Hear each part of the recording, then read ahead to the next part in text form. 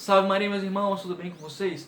Hoje eu gostaria de falar de um livro muito importante que aborda um tema fundamental para todo católico, que é este livro aqui, A Divinização do Sofrimento, do Adolf Tanqueray, publicado pela editora Cultor de Livros. O autor, Tanqueray, foi um padre, um sacerdote supliciano, que escreveu esse livro um ano antes de morrer.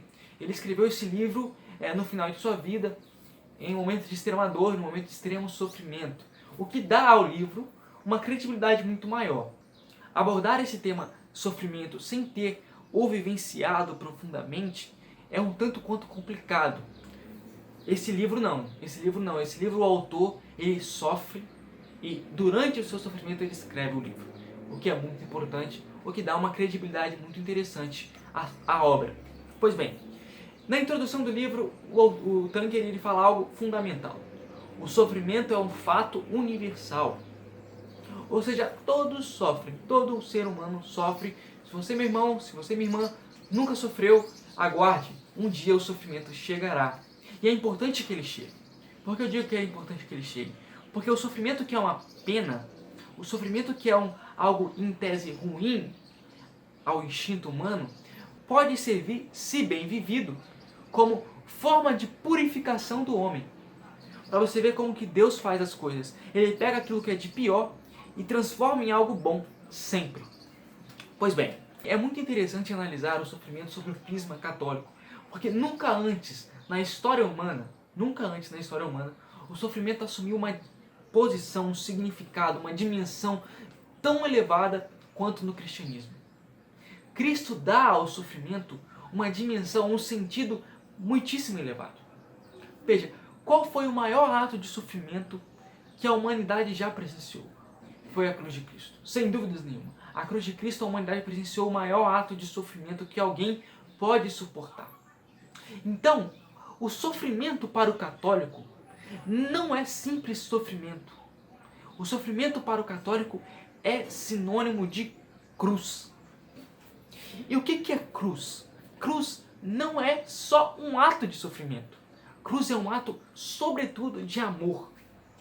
Então, para o católico, sofrimento é igual a cruz, que é igual a amor. Isso é muito importante, porque o católico que vivencia o sofrimento de forma perfeita, que vivencia o sofrimento em unidade com Cristo, vivencia o sofrimento com Cristo e em Cristo, ele está também ligado a um corpo místico. Ou seja, o meu sofrimento, as minhas dores, quando vivenciados em Cristo, esse sofrimento, essa dor, serve para a santificação de todo o corpo místico de nosso Senhor. O meu sofrer resignado com uma forma de amor em união a Cristo pode servir para salvar uma outra pessoa, um outro cristão que está apodrecendo no pecado. Isso é muito importante. No cristianismo, o sofrimento assume um sentido divino. Por isso o autor coloca o título como A Divinização do Sofrimento. Muito importante dizer que para vivenciar o sofrimento em Cristo exige certa virtude. Sofrer de forma resignada e aumentar os graus de aceitação do sofrimento, como o autor aborda no último capítulo do livro, que ele fala que existem graus de sofrimento. O primeiro grau é o grau de amor resignado, você aceita o sofrimento de forma resignada, e o último grau é desejar o sofrimento. Enfim, não quero abordar esse tema aqui agora porque esse vídeo não comportaria. Mas o que é importante dizer é que para que a pessoa aceite, no primeiro grau mesmo, um sofrimento aceitado de forma resignada, ela precisa ter virtudes. E este é o problema do homem contemporâneo. Porque o homem contemporâneo ele não aceita o sofrimento. Por quê? Porque ele não tem virtude em geral. Ele não tem virtude. Então, o homem ele só quer saber, o homem moderno, ele só quer saber de buscar prazer e fugir da dor. Buscar prazer, fugir da dor. A nossa sociedade, miseravelmente, é uma sociedade hedonista. Entende? É uma sociedade hedonista que não tem virtudes. E porque não tem virtudes, é guiado tão somente pelos seus instintos. E o instinto mais básico do homem é fugir do sofrimento. Aceitar o sofrimento de forma corajosa, como Cristo aceitou e como os santos aceitaram durante toda a sua vida, exige virtude. O homem moderno ele foge do sofrimento como o diabo foge da cruz, porque ele não é virtuoso. Então, Se nós queremos vivenciar o sofrimento de forma madura, de uma forma cristã, nós temos que buscar vivenciar as virtudes, nós temos que buscar conquistar virtudes.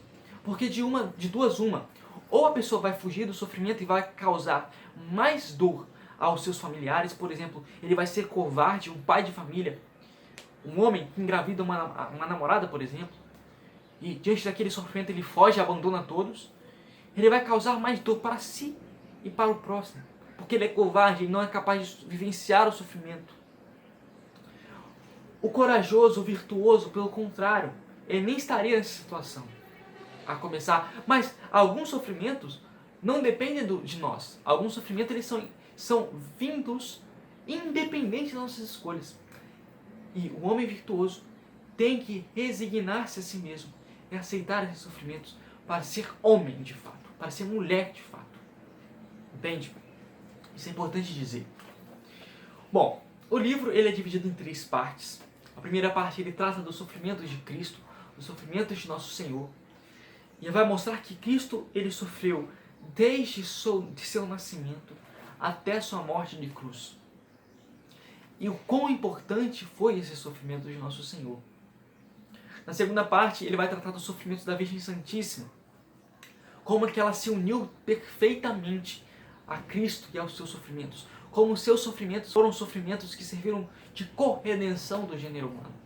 Por isso que Nossa Senhora é chamada de corredentora. E nós podemos ser, de forma análoga, corredentores de Nosso Senhor, como Nossa Senhora foi, se aceitarmos o sofrimento de forma resignada e de forma amorosa.